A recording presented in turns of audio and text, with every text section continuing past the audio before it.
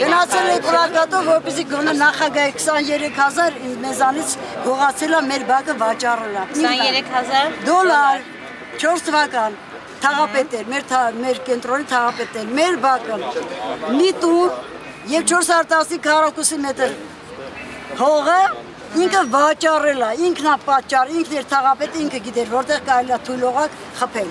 ինքն է մասնակից եղել։ Դուք քանի տարի արդեն դրսում եք։ 9 տարի։ Որտեղ եք մնում։ Հիմա ստեղ եմ մնում, մի հատ բուն ա տվել, տուալետ, ջուր, բան չկա, որ գաք մտեք ժամանակ դուրս գա։ Թերթեր եմ հավաքում,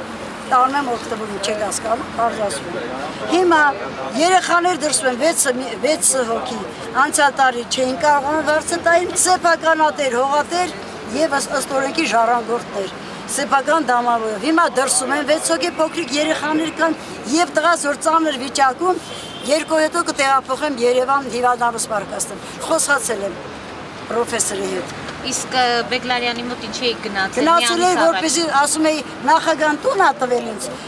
դատարկ է, 4 պատը միայն։ Խնդրում եմ ինչքան ինձանից գոնե կոպիտ չասեցի, ասեցի հիմա մնացածներ գոնե դուք բերեք տեղադրեք, քանի որ իմ դժբախտության պատճառը դու ես, այնպես եւ ուրիշ տերի, բայց դրանց բոլորին ճանապարհ։ Ինքը հայոյեց մի անգամ։ Շատ վատ հայոյանք, ես հայոյանք լսել եմ, բայց նման հայոյանք